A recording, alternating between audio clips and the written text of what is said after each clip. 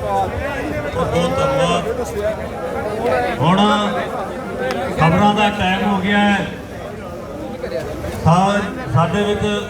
साडे ताऊ समय सिंह जी संधू वो ताज़ा खबर लैके तुहाडे विच आ गए ने। मैं उन्होंने बेनती करांगा कि वो अपने वालों ताज़ा खबर जिहड़ियां वो तुहाडे नाल साझीआं करन। समय सिंह जी संधू सीना। हाँ जी दोस्तों, आप तुहानूं लगातार दिखा रहे हैं लाइव करनाल मंडी तो किसान जो कि लगातार बुलारे बोल रहे हैं। आप तुहानूं दिखा रहे हैं लाइव, तुसीं देख रहे हो लगातार। तो देखते रहो, वीडियो च पाते रहो और वह मीडिया मैं भी पेश कर दूंगा। देखिए ताज़ी खबर में क्या निकलेगा। अब बड़ी ध्यान से आंदोलन किसानों का चल रहा है। शांति प्रिय कोई घटना नहीं घटती, बड़ी शांति प्रिय चलता रहेगा। आकाशवाणी से खबरें खत्म हुई। जय हिंद। बहुत बहुत धन्यवाद। समय सिंह जी संधू अपने ताज़ा खबरां तुहानूं सुना के गए ने। हुण मैं एक बार बेनती करांगा, साडे विच जोगिंदर नैन जी बैठे ने, साडे सीनियर लीडर ने हरियाणे के। मैं उन्होंने बेनती करांगा जोगिंदर नैन जी जो कि साडे बजुर्ग किसान आगू जिन्होंने ने बड़ी लंबा टाइम अगवाई की किसान अंदोलन की, किसानों की। गासी राम जी नैन उन्होंने बेटे ने जोगिंदर नैन जी, वो आप जी नाल विचार साझे करनगे। आओ जी।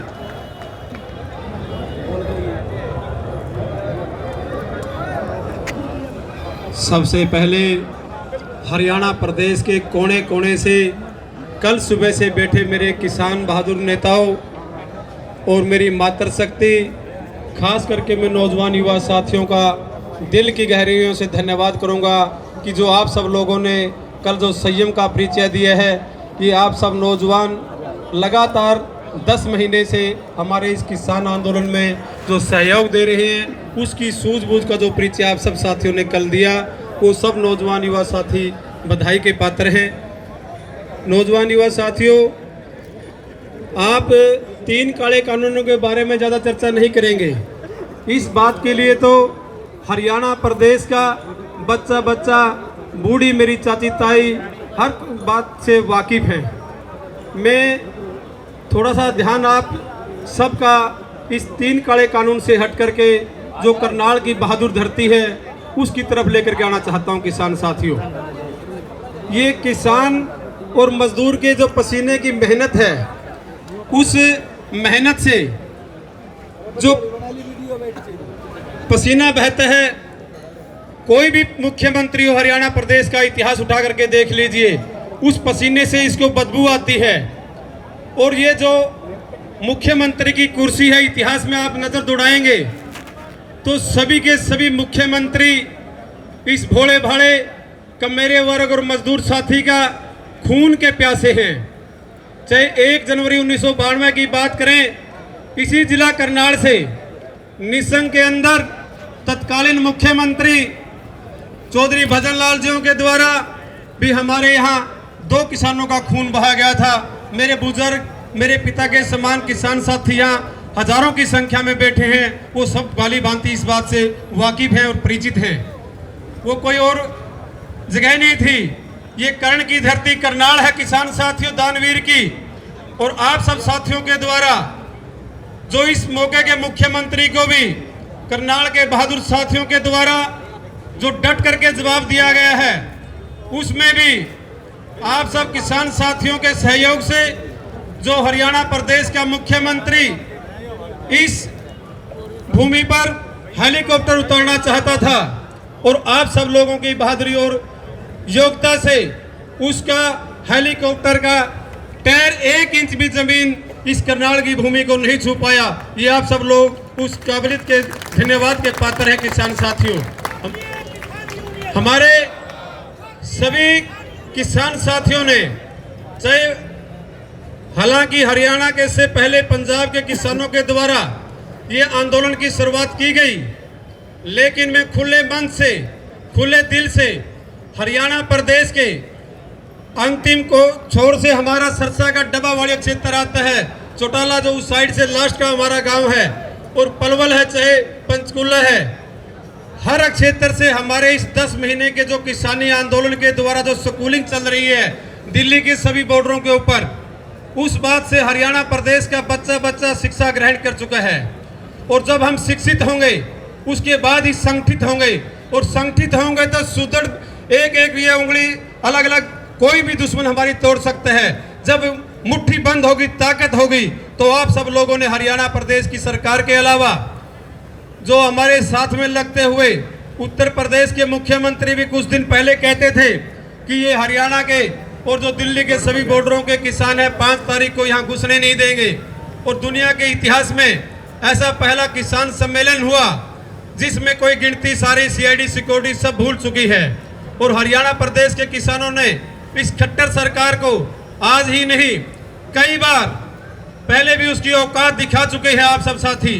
चाहे वो करनाल की बात है पहले, उसके बाद हिसार, रोहतक, और चाहे झज्जर की बात है, फतेहाबाद और सरसा यूनिवर्सिटी की बात लें, हर जगह आप सब साथियों ने इस खट्टर की सरकार को, जो जजप्पा और भाजपा की हरियाणा के अंदर सरकार चल रही है, उसको ये घमंड था कि हम इस भोले भाले कमेरे वर्ग को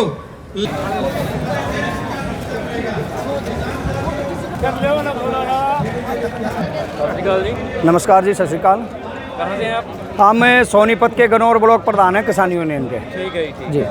जो कल हुआ है किसानों का हटाया था, जी, उसके खट्टर सरकार ने मत्थे टेक दिए, लगा है आपको कि खट्टर का जो निम गई है, क्या कहना चाहोगे आप? हम ये कहना चाहोगे, प्रदेश का दुर्भाग्य है कि प्रदेश के अंदर जहां आज तक पुरुष या महिला को अधिकार था यहाँ का राजा बनने का, लेकिन पहली बार प्रदेश में एक शिखंडी राजा बनकर बैठ गया और करनाल के बाहर से आकर के करनाल के लोगों को लट्ठी मार करके, सिर फोड़ करके, उनकी मौत करके, यहाँ से उनको खदेड़ करके खुद अपना गृह बनाने पर तुला हुआ है।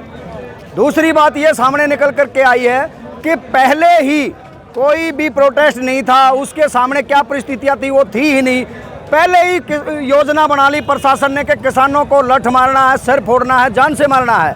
एक अधिकारी ये निर्देश दे रहा है और हरियाणा सरकार उसको बचा रही है। ये कहीं ना कहीं एक पूरा उनका योजनाबद्ध तरीके से किसान का, निहत्थे किसान का मर्डर किया गया है। हम किसान चाहते हैं कि उसके ऊपर 302 का पर्चा दर्ज हो और जो सरकार उसको बचा रही है कहीं ना कहीं उस पर भी प्रश्न उठ रहा है।